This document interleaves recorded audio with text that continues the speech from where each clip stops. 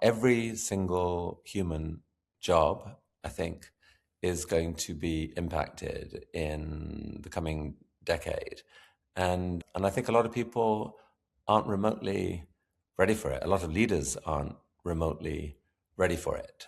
That would be the biggest single thing I would say to anyone who's trying to lead anything is you lean into AI. Like it may be terrifying you. You've got no choice as a leader but to lean into it, or it will eat you. Hello and welcome to Franklin Covey Leadership. I'm your host, Will Hoadley. Today's guest is Chris Anderson.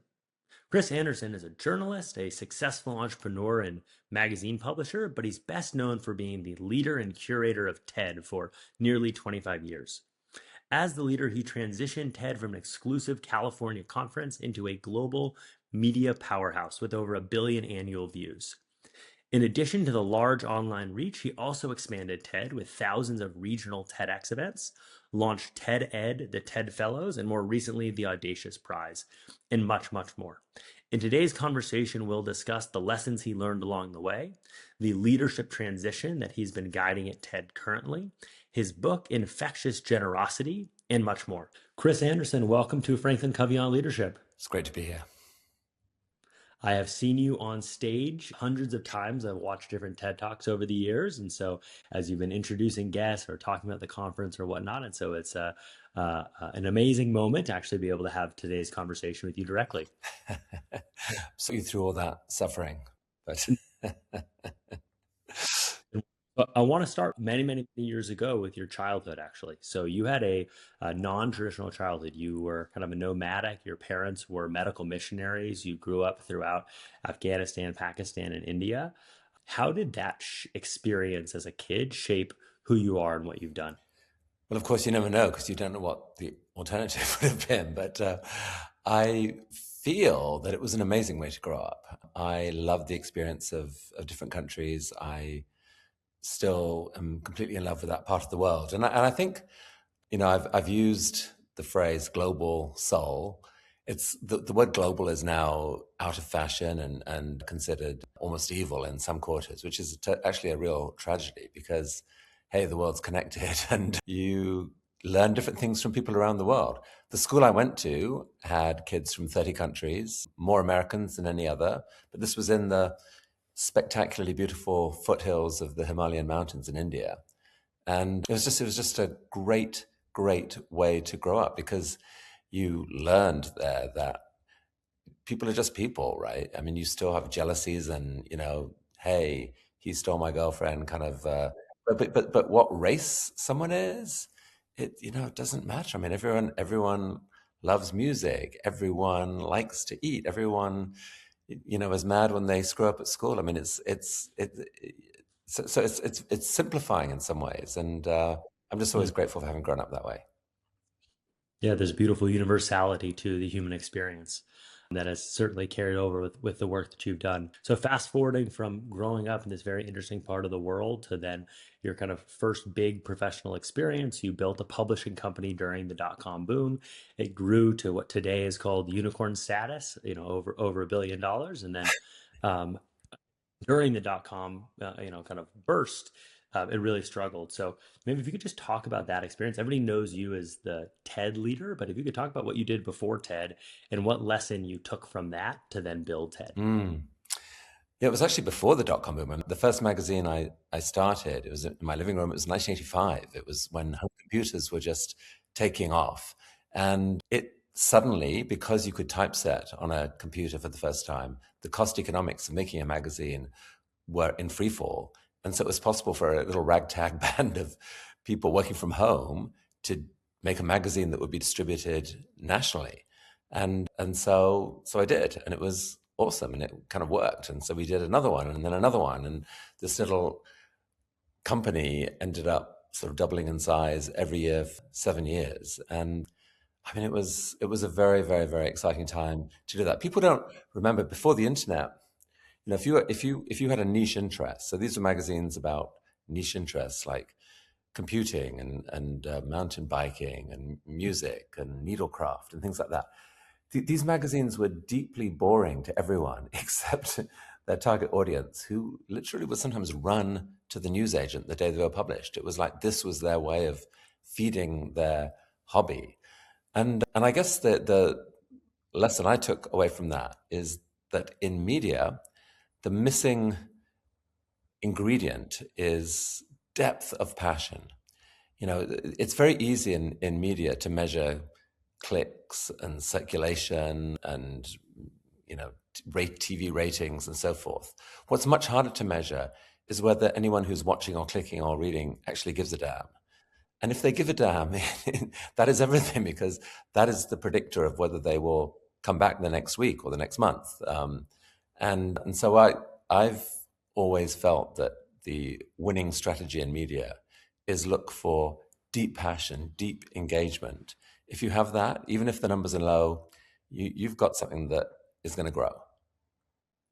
Yeah, I was saying this before we started recording today, but our paths actually originally crossed 15 plus years ago. I started my career, I was working at YouTube, and at YouTube, we used to always say that on TV, there's only space for 100 channels, and on YouTube, there's a million channels, and that allows everybody to follow their passions. And, you know, if you're into kite surfing, you can just watch kite surfing videos all day long instead of whatever ESPN is feeding you. And I think that you've really taken, you were talking about that concept in your magazine publishing, but I also think at TED, you've been able to really go broad into all of these various passions. But of course, YouTube, the internet in general, basically killed off specialist print magazine publishing, because all of that information, instead of having to wait a month, it was there available whenever you wanted it, and it was free. That's quite hard to compete with.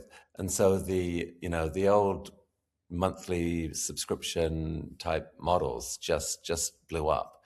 You can still just about produce print magazines profitably in a few niche areas, but that the giant world that they were has gone forever. Do you think that's good or bad for humanity? I mean, I think when most people talk about the death of magazines, or that my mom was a writer, she was a magazine writer and wrote books and whatnot. I think when most people talk about it, they think about, oh, this is such a travesty. And the average consumer can follow their passions in ways they never could before. I mean, look, I'm not a nostalgic person particularly. There's something lovely about having something you can hold, and the sort of the high-res images, and by browsing through a magazine, you discover things that you sometimes don't get when you're browsing online. But overall, the quality and extent of information is 100x better today. And the world there will always be room for people to look back and treasure some of the old things. I think we're probably going to see a lot of craving for human craftsmanship and sort of analog messiness in our lives. But I don't know. I bought an old record player and started listening to vinyl records because I missed them. And I discovered why CDs and digital music was invented. I mean, the truth is, there's a lot of scratching. There's a lot of tracks that aren't that good. It's really annoying getting up after 15 minutes to turn the record over. So it's possible to be too nostalgic. Yeah. So I want to talk about your experience buying and building TED. I think first off, many people think of you as the founder of TED. You purchased TED originally, which is so interesting to me. How did you think? So you have the Sapling Foundation. You originally purchased TED from the founder of the conference. He had started it, I think, many years prior. Did you think about building your own conference? You're obviously such an entrepreneur by nature. You about building your own conference, or kind of? Oh, no. Conferences are incredibly hard to get to critical mass. You can't invite speakers because there's no audience, and you can't attract an audience because there are no speakers. And so it really is hard to get to that, oh my goodness, there's something solid here. No, I moved to America in the early 90s, still to do magazine publishing. I was invited to go to this weird conference in California, TED, Technology, Entertainment, and Design. Why would you have a conference that combined three industries? Well, turns out that there's a lot of cool things happen when speakers are invited to make their knowledge accessible to people outside their immediate niche. They make things more understandable, and they, give shorter talks because no one's got the patience for the long stuff. And you discover all these amazing synergies, connections between the different areas that end up being quite inspiring. So this conference had developed a passionate following of technologists, people from Hollywood, designers, architects. It was, and I found going there for the first time in my life, people were asking a question which, like in many parts of the world, you just never is never taken seriously. Hey, what if? What if this were to happen? What if that cool piece of technology were to come true, and then you and I, we could work on something together? Gleaming eyes, gleaming eyes. I love that. I'm terrible at small talk, but I love to dream. And so I thought I'd come home. And I had a chance a few years later. The founder of the conference was getting on, and he wanted to sell it. And I was lucky enough to be the chosen purchaser. And all that happened right around the time of the dot-com bust. And so my print magazine company basically almost died. I mean, we had to let go of half the people, from 2,000 to 1,000 people. It was heartrending. And I was no longer, someone who likes to grow things, and I was no longer the right leader for it. So I did a sideways move to have a go at taking over TED. I didn't know how to do a conference, and it was very wobbly the early days. Honestly, we made some mistakes, but the key thing that I saw at TED was that there was so much inspiration felt by an extraordinary group of people, and it just felt, going back to that passion thing, people. The experience of that few days, people talked about it with fervent passion. Jeff Bezos told me on my second TED I think I was at, that the first date he put in his calendar for the coming year was the date of TED. Well, hello, that tells you something, that this thing really matters. And when something really matters to people, that is an indication that it wants to grow. So I didn't know how TED was going to grow, but I knew that there was something amazing there, and I felt it myself. And so we gave it a shot, and it ended up being quite the wild ride, a wild ride that was transformed actually by the arrival of online video. YouTube started in 2006. That was the same year we put out our first TED Talks. Yeah, I love your line. I don't love small talk, but I love to dream, and I felt like I'd come home. I think that's a beautiful way to frame it. So I want to talk about the decision to put the videos online. TED was an exclusive conference. You had all these very interesting people across multiple disciplines coming together. And for the attendees, I'm sure part of the appeal was that exclusivity. And then in 2006, you made this decision to post the videos, post talks online. I actually think back to the founding of Franklin Covey. So, Stephen R. Covey, who wrote The 7 Habits of Highly Effective People, it was a very successful kind of leadership training, personal development series. And there was a big debate within the company about, because it was a smaller company at that time, whether he should write a book and publish it. And there was a worry that by writing the book and publishing it and sharing it, he would be cannibalizing. He's like, well, I'm going to give this away. Who would actually ever pay to come see me share it? And obviously he wrote the book. It became the best-selling business book of all time. And so there's just something about the kind of, you talk about the importance of the generosity and sharing ideas where it's spreading. Tell me about that decision to post in 2006, the early videos. Was it highly debated? Was it like, let's just test this thing and see how it goes? Was success expected, unexpected? Yeah, walk me through that pivotal moment in TED's history. It was definitely highly debated. Initially, it was just going to be a test of 6 talks, and it's like, well, we can do that, and that doesn't really commit us to anything. Those 6 talks, to our amazement, we actually didn't think. Back in 2006, online video was, the ones that took off were mostly, I don't know, kitten videos, cutesy little stuff. It didn't seem very likely that serious talks that lasted 18 minutes would have much of a shot online. And so we were amazed that people actually loved them. And that, again, I go back to my principle of, if people react to something passionately, you better pay attention. We had, an email saying things like, I'm watching this woman giving a talk at TED and tears are pouring down my face. And I thought, whoa. Someone else said, I've just had the best conversation with my daughter that I've had in 5 years. watching a talk together. So, I mean, we felt like we had no choice but to put the talks out. And yeah, it did feel like quite high risk. But there were enough people in the community willing to adopt a sort of generous spirit, and people who even wanted to share the talks themselves with their friends.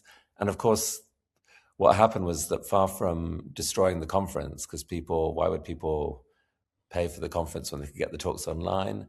No, it dramatically increased demand for the conference, because suddenly a lot more people had heard of TED and wanted to listen live. So that set the strategy for how we ran TED. I mean, we were all, at the time, the internet was taking off. We were all trying to figure out what are the rules of the connected age, new rules for the new economy kind of thing. And one of the rules seemed to be radically generous, like give away the most generous thing you could think of and be amazed at what happens next. And so I to this day, I think that is a powerful business strategy. It needs to be done with care. When we gave away our brand in the form of TEDx, there were rules. You if you want to put on a TED event, you can do so for free. The license is free. But you've got to do it in our format. You've got to give us the rights to the videos. You've got, this, and this. So it's rules and tools have to be integrated in that act of generosity. But if you get it right, it's truly amazing what can happen. And giving away our brand meant that it paved the way for 4,000 events, TED events a year to be held by volunteer organizers who took their own financial risk, their own blood, sweat, and tears. And we got 25,000 videos a year from the effort, including some of the best TED speakers. I mean, if you've seen Simon Sinek or Brown, they were discovered by TEDx organizers, not by us. Yeah, it's amazing. I've heard you say on this applies to both the decision to post the videos and TEDx that the most, I might be messing up the exact quote, but the most beautiful things in life have happened when you've been willing to let go. And I think a lot of leaders are afraid of letting go. I think people are afraid of disruption in particular. Did a bunch of research on disruption, and 87% of leaders are afraid of disruption. And so you have this status quo bias in a lot of organizations. How did you shift your organization to adopt a mindset of leaning into disruption and embracing that as the catalyst for innovation and change? It's really a mindset challenge. I mean, part of it was just seeing it work. And when it works as powerfully as it did for us, it knocks away the resistance to it in a way. It's still hard to persuade an organization to let others do the work. Every organization naturally wants to control what they do, and people want to control their turf. And so occasionally we still had to work hard to say, no, we could do this, but it would be better if we let someone else do it for us or with us. And so it definitely takes an effort to do that. So I think part of the persuasion is to recognize that in the connected age that we're in, the rules have changed. I mean, it's truly amazing that anything that someone values can be shared and spread and can fly around the world and can attract new collaborators, new customers, new partners. So why wouldn't your first responsibility be to figure out what have you got that you can give away that would go viral? Because reputation is everything, and if you start from that mindset, it can lead people to be creative and bold. Franklin Covey data reveals that only 27% of employees say they have full clarity around their roles at work, and just 15% of employees understand their organization's most important goals. Here's a simple test. If your team can't repeat your message, you didn't communicate, you complicated.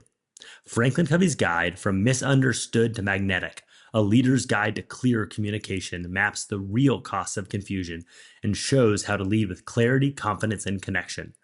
For leaders who believe powerful stories and open dialogue can change minds at scale, this guide is your playbook. Grab your free copy from the show notes and learn to amplify meaning, not noise. So you're now in the process of transitioning your leadership, I guess you've transitioned your leadership of TED at this point, but looking back on your tenure, you obviously made so many incredible strategic decisions, launching TEDx, launching TED videos, TED Ed, the TED Fellows, now Audacious. What is a decision that you wish you had done differently over the course of the last 20 years? Oh boy. Um,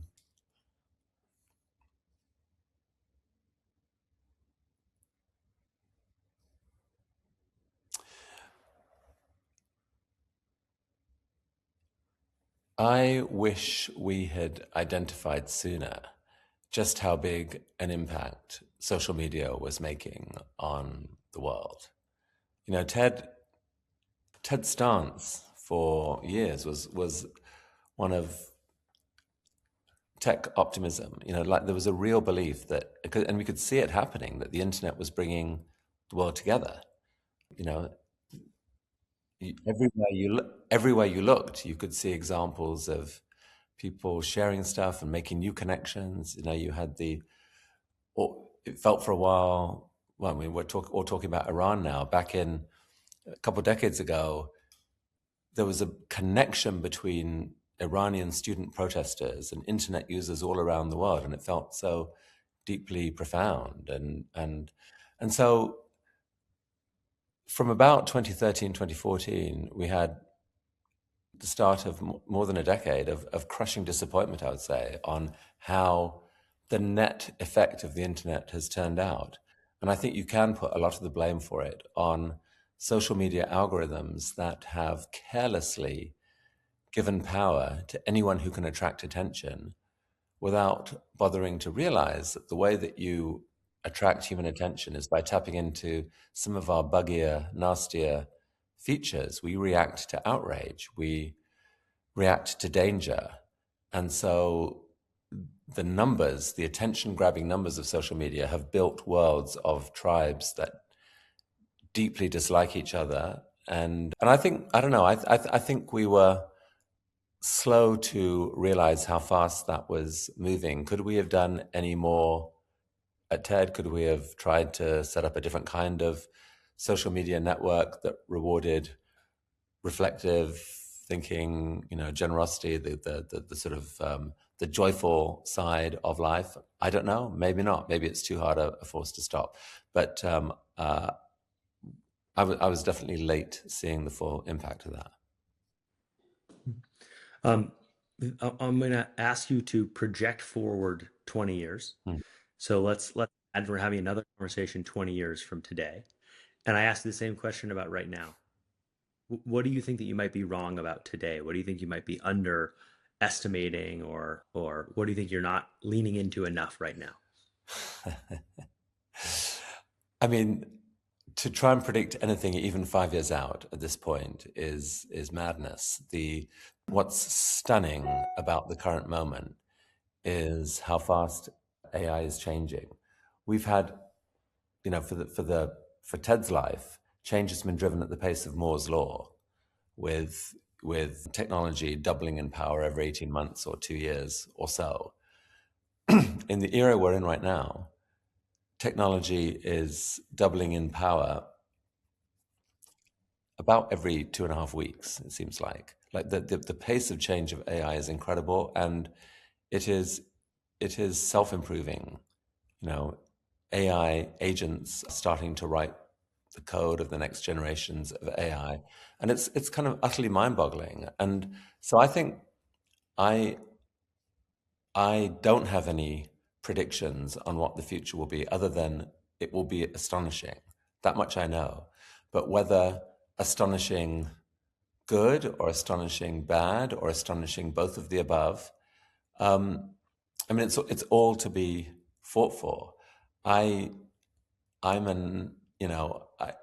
a determined optimist. So my stance is to look for a hopeful story going forward.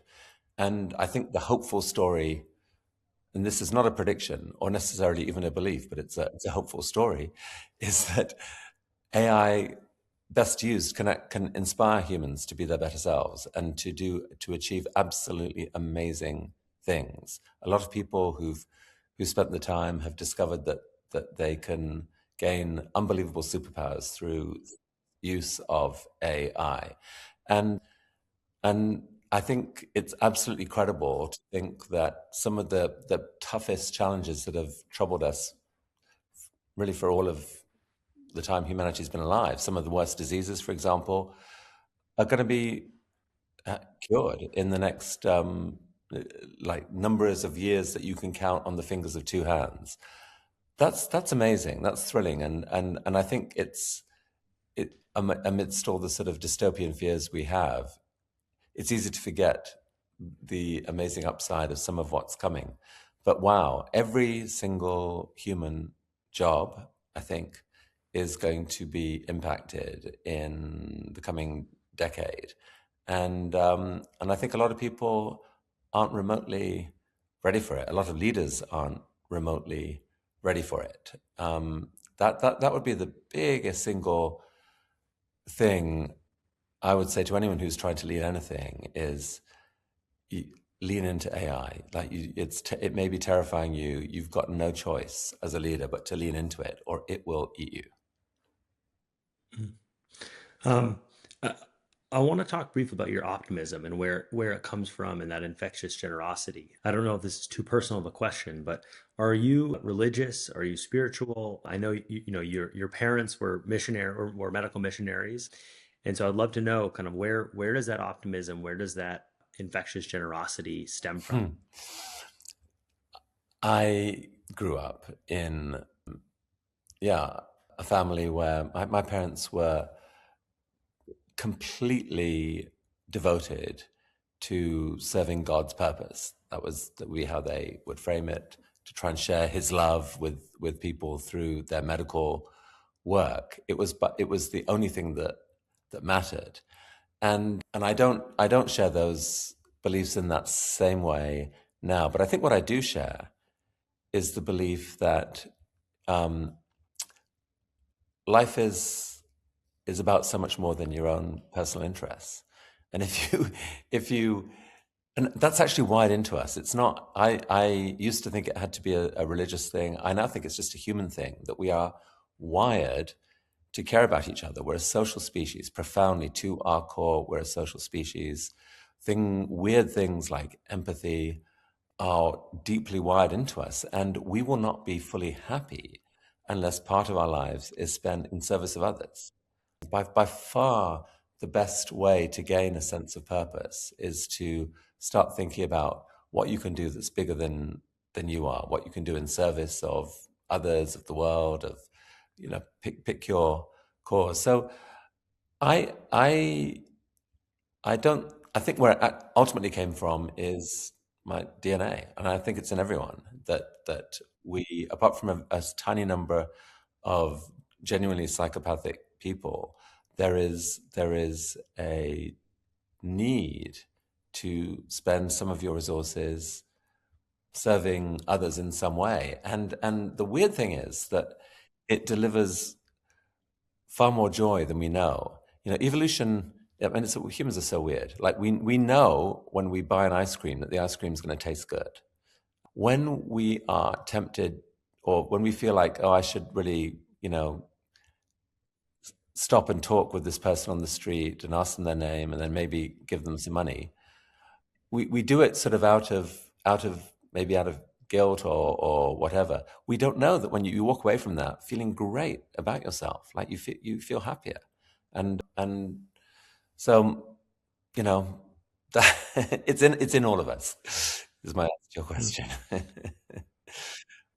Um, I want to talk a little about your transition leading TED and kind of passing along TED to the next generation. And if you'll humor me, I actually want to share a brief story because I had a now 16 years ago that changed my life, and it ties to your transition. So you've stepped down as the kind of visionary and leader and CEO of TED, and you've put in place this new interesting structure where you have Saul Kahn of Khan Academy as the vision steward, and you have Logan McClure is the CEO of TED. And so 16 years ago, when I was working at YouTube in end of 2010, I was putting together a list for the CEO of the top channels in every category for a year-end wrap-up. We would do these kind of like year-end reviews of what's the best channel. in education category, number one was Khan Academy. And, two was, I think, Harvard, and like, there were like big universities, but number one by a long ways was Khan Academy. And so I went into the back end of YouTube and I found the email address associated with it, which was probably illegal of me to do.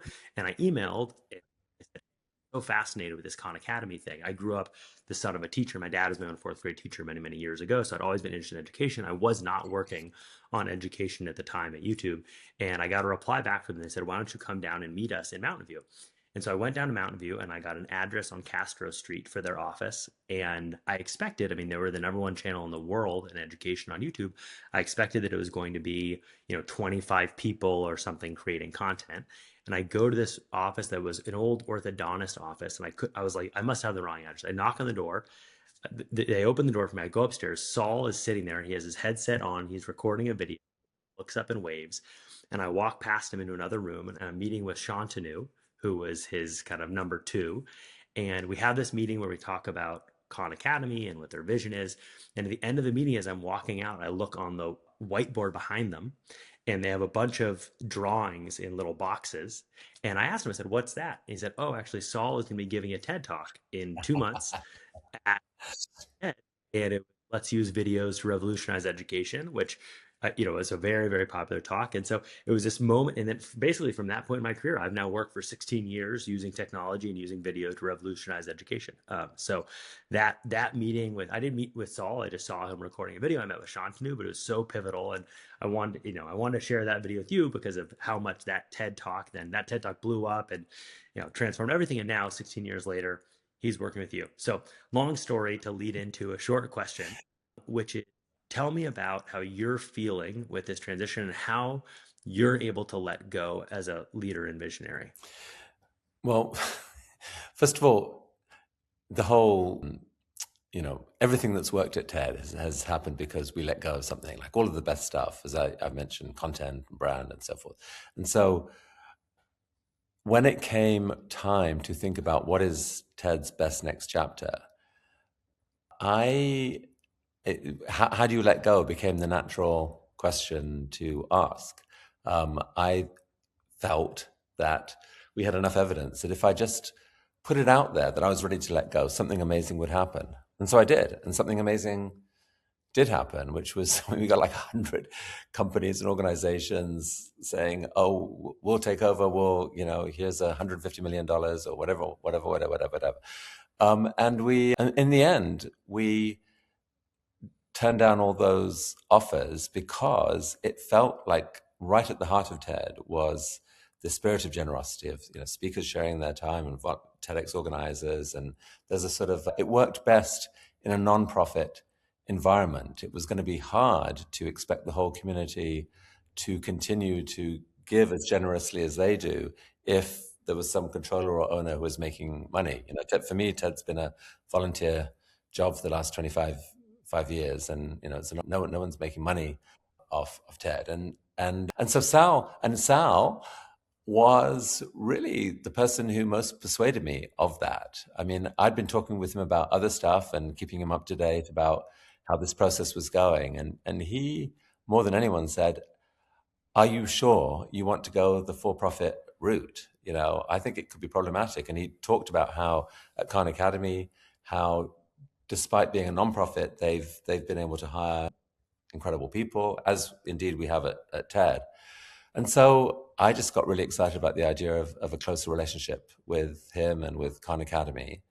And so that felt very much like the right direction. And the community has absolutely embraced the decision. And so, I don't know. And the thing is, if I just planned, okay, who's going to be a new leader of TED, and I hadn't put it out there, hadn't let it go publicly, we'd have never reached the arrangement we got to. It was precisely by sort of trusting the universe with the craziness of the decision that this, what I view as sort of magically great solution, emerged. In appointing both a CEO and a vision steward, with Saul as the vision steward and Logan as the CEO, how do you feel like it impacts Logan's job? Like if I think about the role of the CEO, I think part of your job is setting the vision, and then it's also marshaling the team and resources. But yeah, how is that going to impact Logan's So work? Logan herself is a visionary. She's an incredible leader. When news of her appointment was made, you could hear the cheers echoing around the offices, like because it was made online and whatever. It was just a beautiful moment. The thing is, Logan was involved in the 6 month, right at the heart of the sort of 6 month search for who is the next vision steward of TED, and she, as much or more than anyone, felt excited about Sal coming in. And so they have an incredible relationship. I mean, Sal is still, he's got his own nonprofit. Most of his time is still running Khan Academy. And so, he couldn't lead TED. So it's a co-leadership thing. And she is contributing a lot of vision as well. But it wouldn't work in many other circumstances, this couldn't possibly work. But because she was involved in appointing him and embracing his role, and he is delighted with how she is able to execute some of his ideas and so forth. It's a match made in heaven. Wonderful. So we spent a lot of today talking about TED in your past. I want to briefly touch on your very important book before we go to our traditional closing question. So you wrote a book recently, Infectious Generosity: The Ultimate Idea Worth Spreading. And what I'm curious, we have a lot of leaders listening today. I think people, when they think about infectious generosity, they may think about donating large amounts of money or whatnot. What is something that every leader you would recommend do in the next day that is something generous that could begin to spread? Well, I think what they should do is summon the brightest, most creative people on their team to spend a minimum of 2 to 3 hours brainstorming what their organization's strategic generosity strategy should be, what their generosity strategy should be going forward. There is something in their organization that they could give away that in this connected age would have incredible ripple effects to their benefit. Maybe it's set up an online school to teach something that they uniquely know. Maybe it's some deeper connection with the community. I mean, there's many different types of generous things that an organization can do. But I'm persuaded that there are so many great stories out there of organizations that have taken that risk and have thrived as a result. Value today is created by creative people. It's not, the extractive economy, thank God, is moving behind us. Where most value is created is from people. And people care about the purpose and the vision of the organization they lead. So if you want to retain people and inspire them to the most, have a generosity strategy. And by the way, the fact that it's a strategy doesn't mean it's not generosity. We need to get over that. There's I think a false view of generosity that it has to be done only privately and no one must know about it and all the rest of it. I don't think that's true. I think everything is done for someone. Always has a reason for everything that they do. We should be proud of the generous things that we do, and that the ripple effects do what they will. Wonderful. We will similarly be thinking about what our generosity strategy should be. So I want to move to our closing question. As you know, Frank & Covey is a leadership company. So we ask every guest, who is a leader that has greatly influenced you, and what lesson can all of us take from them? Well, I think I'll point to a guy who probably doesn't look like a great leader at the first, like if you could just see a video. He was the news editor of the newspaper that was my first job. I got a job in the South Wales Echo as a reporter. And this guy, Stuart Minton, screamed at me several times because I was rubbish at something or other. And he didn't like the Afghan coat I was wearing. It stank. He made me throw it away. And he kind of teased me for the fact that I'd graduate from Oxford and whatever. I'm not recommending those behaviors necessarily. He did something else.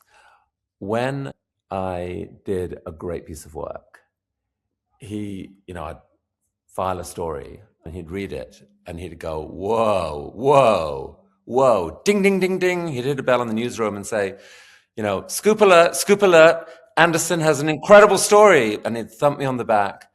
And the feelings that went through my head in those moments were indescribable. Like, it was so exciting. It was so motivating.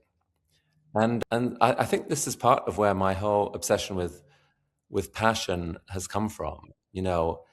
Enough of the boring, earnest, sort of well-meaning, HR advise, let's do things softly, softly this way or whatever.